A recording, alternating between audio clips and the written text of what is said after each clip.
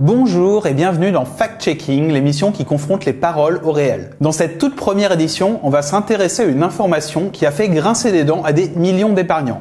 La baisse de la rémunération du livret A décidée par le gouvernement le 15 janvier. Cette décision, le ministre de l'économie et des finances Bruno Le Maire l'a justifiée dès le lendemain sur Europe 1 en expliquant que s'il l'avait bien entendu prise à contre-cœur, il s'agissait avant tout d'une décision responsable. Ce ne sont pas des décisions que l'on prend facilement, mais c'est une décision responsable, qui tient compte de l'environnement économique dans lequel nous sommes, que chacun connaît. Et la responsabilité, en politique, c'est un argument fort qui frappe les esprits. La décision responsable, c'est celle du bon père de famille qui prend une décision douloureuse, même s'il sait que ses enfants sont trop jeunes pour la comprendre, parce que dans le fond, il le fait pour leur bien. Alors, Bruno Le Maire est-il ce bon père de famille? Fait-il preuve de responsabilité en baissant le taux du livret A? C'est ce qu'on va tout de suite voir ensemble. Le livret A, en France, c'est une véritable institution. Créé en 1818, c'est tout simplement aujourd'hui le produit d'épargne le plus courant dans les foyers. En 2019, le nombre de livrets A en circulation en France s'élevait à 55 millions, pour un total d'encours de 300 milliards d'euros, des chiffres en hausse par rapport à l'année dernière. Alors pourquoi un tel succès? C'est que le livret A, c'est le produit d'épargne de précaution par excellence. L'argent que l'on met de côté sans démarche compliquée, sans qu'on ait à payer d'impôts dessus, et qui a le mérite d'être immédiatement disponible en cas de coup dur. Sans surprise, c'est donc le placement de référence auprès des ménages modestes, mais aussi des retraités, comme le prouvent les chiffres du dernier rapport annuel de l'Observatoire de l'épargne réglementée. Et le 15 janvier, c'est donc le taux de rémunération du livret A et des autres livrets d'épargne indexés dessus que le gouvernement a décidé de réduire, alors même qu'il était déjà historiquement bas. 0,5% d'intérêt contre 0,75% jusqu'à aujourd'hui. Conséquence, un manque à gagner de 740 millions d'euros pour les épargnants. Mais surtout, dans la mesure où la hausse des prix s'établit pour l'année qui vient à 1,1%, ces épargnants perdront en réalité en pouvoir d'achat réel. Certes, à hauteur moyenne de seulement quelques euros par an, mais dans un contexte où tout le monde a déjà l'impression de se serrer la ceinture, dévaloriser ainsi l'épargne des retraités et des classes moyennes et populaires, ce n'est ni anodin ni indolore. Pourtant, à écouter Bruno Le Maire, il s'agit donc d'une décision responsable. Alors, ça veut dire quoi? Pourquoi cette décision serait particulièrement responsable? Pour comprendre ce que Bruno Le Maire veut dire, il faut s'intéresser à l'usage qui est fait de l'argent des épargnants. Aujourd'hui, 60% des sommes déposées est en fait prêtée à des organismes de HLM pour construire et rénover des logements sociaux. Et c'est l'intérêt de ces prêts qui permet de rémunérer les épargnants. L'argument de Bruno Le Maire, c'est donc qu'en diminuant les taux d'intérêt, les offices HLM auront une bouffée d'oxygène qui leur permettra de construire 17 000 logements sociaux et d'en rénover 52 000. Alors, est-ce vrai? En théorie, oui. Dans les faits, les constructions de HLM dépendent autant de décisions politiques locales que de problématiques financières, admettons. Mais est-ce pour autant un bon argument? Là, c'est plus compliqué. Car ce que Bruno Le Maire oublie de mentionner, c'est que si les organismes de HLM sont aujourd'hui en difficulté, c'est avant tout dû à une décision prise par son propre gouvernement.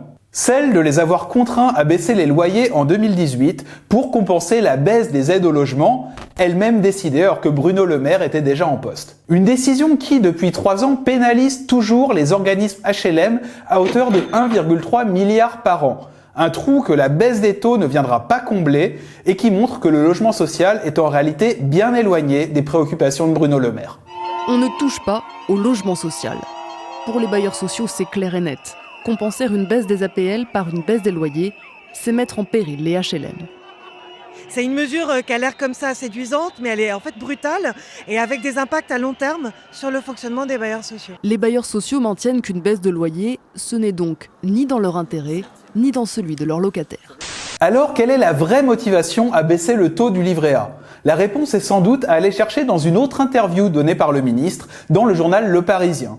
Si les HLM font là aussi partie des éléments de langage donnés, Bruno Le Maire fait surtout état de sa volonté d'inciter les Français à diversifier leurs placements. Et tout de suite, c'est effectivement plus cohérent, parce que rendre les livrets d'épargne moins attractifs, ça semble en effet un moyen logique d'inciter les Français à placer leur argent ailleurs. Surtout quand en parallèle, la loi Pacte et la réforme des retraites tendent à favoriser la transformation de l'épargne en portefeuille d'actions. Le problème, c'est que si un tel mouvement du livret A vers des produits financiers plus complexes, ça ferait sûrement la joie des banquiers et des fonds d'investissement qui toucheraient une jolie commission au passage, ça représente surtout un risque pour les épargnants, le risque de perdre ses économies en fonction des variations de la bourse. Et si le livret A est si populaire malgré ses faibles taux, c'est précisément parce qu'il ne présente pas de risque, mais qu'il offre de la stabilité et qu'il permet de se protéger des coups durs. C'est là d'ailleurs le principe de l'épargne et les Français le savent. Une étude annuelle de l'Ipsos sur les Français et l'épargne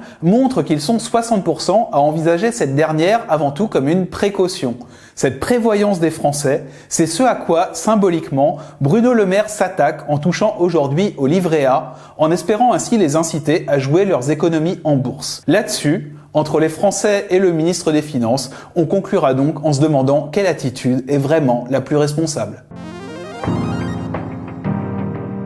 Voilà, c'est tout pour cette première de Fact Checking, l'émission qui confronte les paroles au réel. Si cette vidéo vous a intéressé, si elle vous a appris quelque chose, on vous invite bien sûr à la partager autour de vous pour contribuer au travail de vérification de l'information que les médias ne font plus.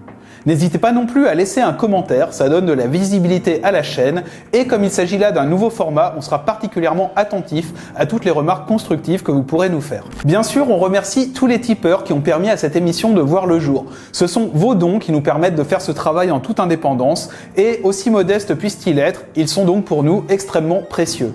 Si d'ailleurs vous voulez vous aussi soutenir le développement de l'émission, vous pouvez rejoindre la communauté des tipeurs en cliquant sur le lien en description de la vidéo. Financièrement, c'est sûrement encore moins rémunérateur qu'un livret A, mais vous y gagnerez la satisfaction de soutenir un média de qualité, du moins on l'espère, ce qui, dans ces temps de désinformation massive, est sans doute plus responsable que l'attitude de Bruno Le Maire. Merci d'avoir été avec nous. Jeudi, vous retrouverez Tatiana pour un nouveau fil d'actu et nous, on se retrouve très prochainement pour un nouveau fact-checking. Salut et à très vite.